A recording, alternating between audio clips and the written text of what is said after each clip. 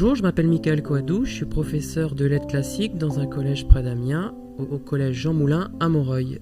Et pour la deuxième année, je suis aussi professeur détaché auprès de la R2L. Alors ça consiste en quoi être professeur détaché ?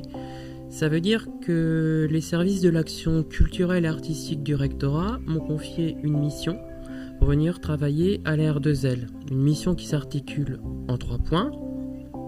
Informer de ce que fait et de ce qu'est la R2L, participer au plan de formation à destination des enseignants et créer des ressources pédagogiques. Alors l'année dernière, on a créé différentes ressources pédagogiques. S'il fallait en retenir une, on peut faire un petit zoom sur une vidéo qui recrée une scène de chasse médiévale et qui a été créée en partenariat avec le pôle patrimoine de la R2L. On s'est appuyé pour ce faire sur tout un fonds qui était à leur disposition, des cartes anciennes et des enluminures également.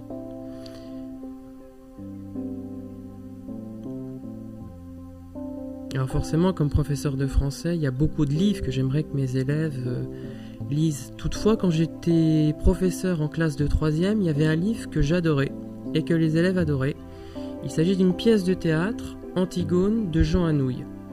Et c'est une pièce qui marchait bien pour 2 raisons. La première, c'était une raison mythologique. Et ça tombe bien parce que je suis aussi professeur de latin. Il y a tout un contexte mythologique qu'il faut connaître quand on lit Jean Anouilh. Et la deuxième raison, c'est que des adolescents vont assez vite pouvoir s'identifier au caractère révolté d'Antigone. Donc c'est, au bout du compte, une pièce qui leur plaît bien. Quelle est l'intrigue d'Antigone ? Alors, Antigone, c'est la nièce de Créon, qui est le roi de Thèbes. Et elle va se révolter contre son oncle parce qu'elle refuse une décision politique qu'elle trouve arbitraire et injuste. En effet, son oncle a édicté la loi suivante. Il refuse désormais d'enterrer le frère d'Antigone qui s'appelle Polynice. Est-ce que Créon va réussir à rallier sa nièce à ses positions ou est-ce qu'elle va camper sur son opinion ? C'est tout le débat et tout l'enjeu de cette pièce.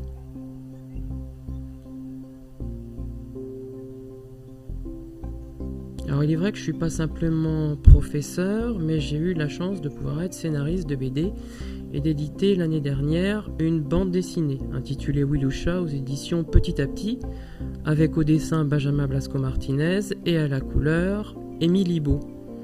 Ça parle de quoi Wilusha ? Ça narre au lecteur les 24 dernières heures de Troie, un peu comme dans la série 24 heures chrono, d'un triple point de vue.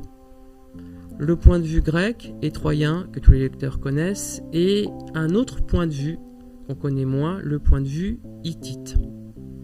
Alors ce qui est intéressant quand on a édité une bande dessinée, c'est que ça va nous conforter quand il s'agit de mener une action pour accueillir un auteur en résidence. Ça fait plusieurs années maintenant que j'accueille un dessinateur avec lequel j'ai fait la bande dessinée, mais qu'au début je connaissais moins bien et qui m'a donné l'idée de faire cette bande dessinée.